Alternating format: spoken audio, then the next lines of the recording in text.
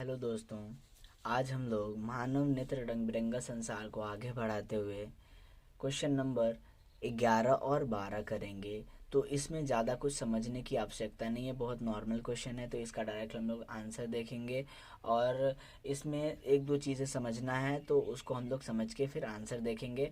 हम लोग ये तो है पहला 11वां क्वेश्चन है कि नेत्र की समंजन क्षमता से आप क्या समझते हैं। ठीक है, देखिए सामंजन क्षमता का मतलब होता है आँख जो है ना अपने सिलियरी मांसपेशियों के द्वारा फोकस दूरी में जो परिवर्तन करता है ना उसे ही हम लोग समंजन क्षमता कहते हैं। सीधा सीधा भाषा में आँख अपने गुणों के कारण फोकस दूरी में परिवर्तन करता है, उसे ही हम लोग बोलते हैं समंजन क्षमता। समंजन क्षमता कहने का मतलब ही होता है जूम इन और जूम आउट। इसे नॉर्मल भाषा में हम लोग समझेंगे कि जूम इन और जूम आउट को हम लोग समंजन क्षमता कहते हैं आँख के लिए।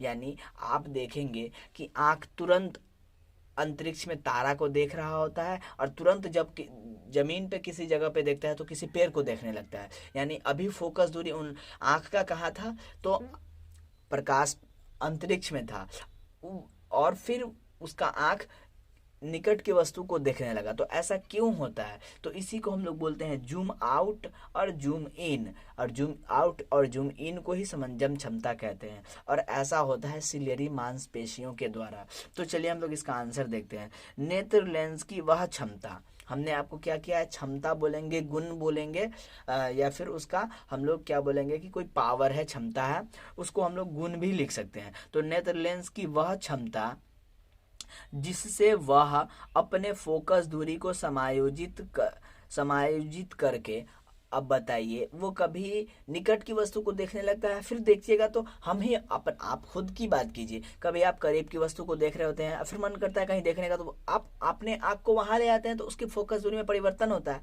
कभी आप 20 मीटर की वस्तु को देख रहे होते हैं तो कभी आप अंतरिक्ष में देख रहे होते हैं। तो ऐसा क्यों होता है, तो यही चीज को बोलते हैं हम लोग समंजन क्षमता। ऐसा क्यों होता है और ये समंजन क्षमता के कारण होता है। तो देखिए नेत्र लेंस की वह क्षमता जिससे वह अपने फोकस दूरी को समायोजित करके दूर स्थित तथा निकट स्थित वस्तु को साफ साफ देख पाता है, समंजन क्षमता कहलाता है। ठीक है, बहुत नॉर्मल आंसर था। अब हम लोग अगला प्रश्न देखेंगे। देखिए क्वेश्चन बहुत इंपॉर्टेंट है, बार बार एग्जाम में पूछे जाते हैं। सामान्य नेत्र 25 सेंटीमीटर से कम दूरी पर रखे वस्तु को क्यों नहीं देख पाता है। अगर आप 25 सेंटीमीटर से कम स्थित दूरी पर रखे वस्तु को देखने का प्रयास करेंगे तो आप उनको स्पष्ट नहीं देख पाएंगे। ऐसा क्यों होता है, चलिए अब लोग इसका आंसर पढ़ते हैं। अभिनेत्र लेंस की फोकस दूरी निश्चित न्यूनतम सीमा से कम नहीं हो सकती। इससे कम होने के प्रयास में आंख पर तनाव बढ़ने लगता है। ठीक है, जिससे वस्तु धुंधला दिखाई देने लगता है। ठीक है, देखिए अभिनेत्र लेंस की फोकस दूरी निश्चित न्यूनतम सीमा से कम नहीं हो सकती। नेत्र का जो लेंस का जो फोकस दूरी होता है ना वो होता है 25 सेंटीमीटर। न्यूनतम मतलब 25 सेंटीमीटर। ठीक है, आप ना अगर 20 सेंटीमीटर पे किसी वस्तु को देखने का प्रयास करेंगे ना तो आपके आंख पर तनाव जैसा महसूस होगा, यानी उस पे लगेगा कि उस पे जोर पड़ रहा है।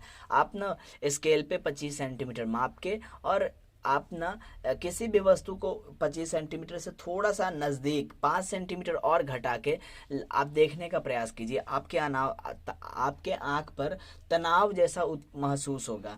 तो इसी बात को हमने लिखा है, अभिनेत्र लेंस की फोकस दूरी निश्चित न्यूनतम सीमा से कम नहीं हो सकती, फुल स्टॉप। इससे कम होने के प्रयास में या कम करने के प्रयास में आंख पर तनाव बढ़ने लगता है।